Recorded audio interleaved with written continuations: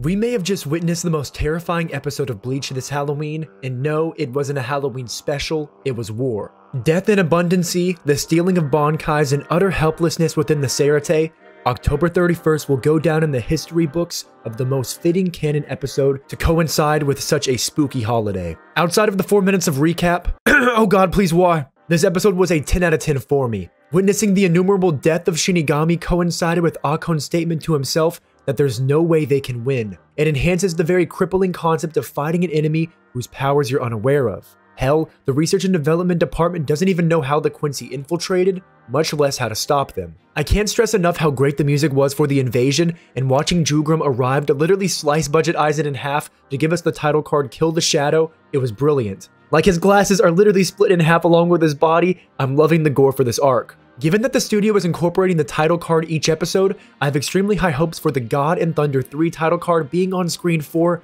well, obvious reasons. A point of interest I always found fascinating with Bleach are the Hell Butterflies, and within Us Brought to Rose, we get to see him notified via the Hell Butterfly of Kira's spiritual pressure being no more. This scene in the anime was so poignant, and every time I see a Hell Butterfly on screen, I'm always wishing for more of their involvement in the story. I wonder where they get their name from. Despite Kira's spiritual pressure disappearing, as we know within stories, we can never truly know if someone dies until we see the body, and hell, even that's a 50-50. One of the most anticipated Quincy arrived to the story on the perfect day for him to be dressed up as a monster, that being our boy Asnot. Despite not speaking this entire episode, his dead eyes and serial killer demeanor did all the talking he'd ever need.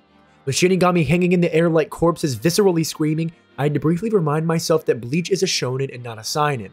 Given that Halloween is my favorite holiday, being able to see Asnot's first proper appearance on screen, it felt like all the stars aligned for the perfect release of this episode. With Asnot eventually being met by our favorite red-haired boy within Renji, he's also joined by Byakuya. The theme of Captain and Lieutenant fighting side by side is such a treat for us, specifically because of the development of the relationship throughout the story. Renji and Byakuya go from fighting each other and standing in opposition to each other in Soul Society, to now standing together with the true bond of Captain and Lieutenant. Byakuya's speech regarding Renji not needing to hold back was one of the most memorable speeches I remember from the manga, and it really brings back that initial topic of war we touched on last video, that there's no need to pull any punches, that the Quincy are trying to annihilate Soul Society without mercy. Renji should crush them unwaveringly. They're enemies in the truest sense of the word. When a battle for the very existence of your home, of your world, it is not a war of conquest, but of preservation. Byakuya has always stood as a character of honor and value, and here it isn't the same flawed honor that had him allow his sister to almost be executed. Byakuya's duty, his desire to protect, his honor towards Soul Society, it's paramount.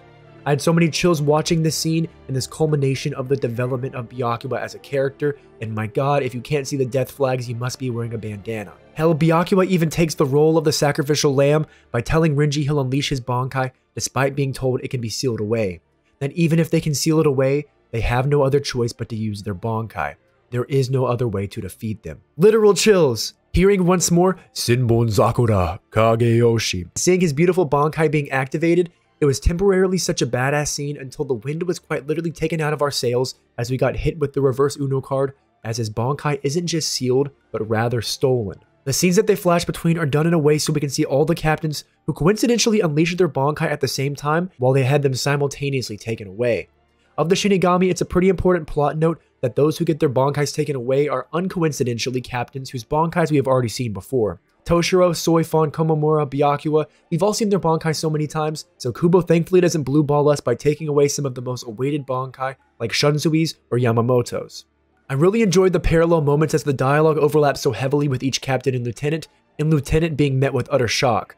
This was so accurate to the manga, and it was a huge highlight when reading the Thousand Year Blood War's initial invasion. The voice acting by Toshiro when screaming out to his Hyonen Maru was chilling, and thank God he had Rangiku with him to send out the message to the rest of Soul Society regarding the true power of the Quincy, because Toshiro is far too shocked and upset to send out this message himself. Did anyone else find it hilarious that while the war is breaking out, Mayuri is furiously punching on the keyboard? Meanwhile, in the background, he's likely hearing lots of attacks and deaths and explosions. Listen, I know he's trying to solve the Quincy's power and figure out how to stop them, but the mental image of him just hunched over his keyboard, despite all the chaos and atrocities going on around him, it's an hilarious mental image, and it's perfectly fitting for our mad scientist. I think I'd be doing this episode a disservice if I didn't mention everyone's favorite female Quincy within Bambietta. She doesn't get a ton of screen time, but with the moment she's there, she's hysterical. She literally shits on Komamura by asking how down bad Soul Society has to be to let a doggy like him be a captain. My god, girls are brutal. I shed a slight tear this episode watching Shinji run around the Seirete as if he'll be of any relevance to this arc.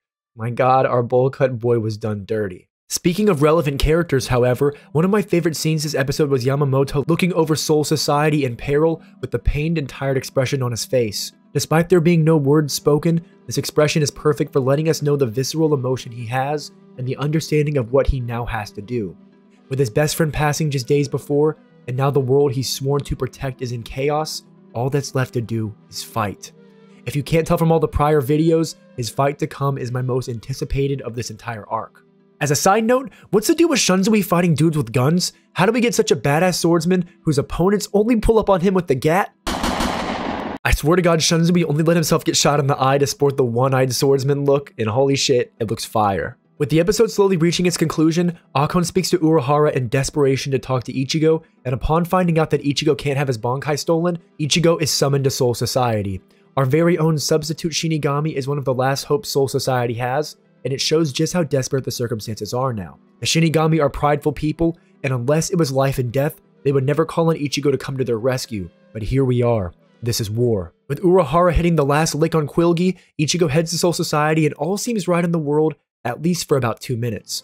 Right before Ichigo reaches the entrance to go to Soul Society, he's sealed by Quilgi, who somehow got back up and shot through Urahara, Chad, and Orihime. In retrospect, how the hell did he pull a fast one like that on 3 of our characters? And holy hell, who thought it was a good idea to let poor Orihime get attacked? She's so innocent and wholesome, I don't like seeing her get shot. With the immense unsettling conclusion this episode leaves us with, Ichigo is stuck idling by as both his friends and Soul Society are defeated.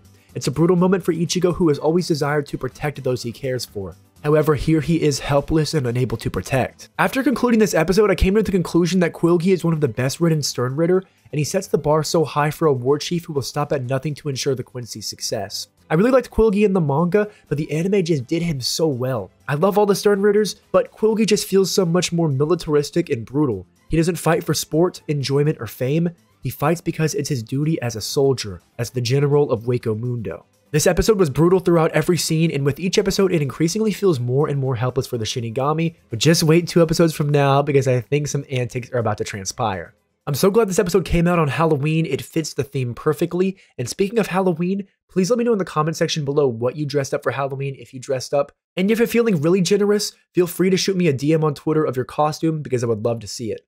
If you enjoyed this video, please do consider dropping a subscription. It means the world to me. But most importantly, let me know in the comment section below your favorite moment of this episode. My favorite moment was without a doubt Byakuya's arrival along with his speech, but Bambi's snarky dog comments take a close second. This has been hiXtrah, and as always, be greedier, and I will catch you all next time.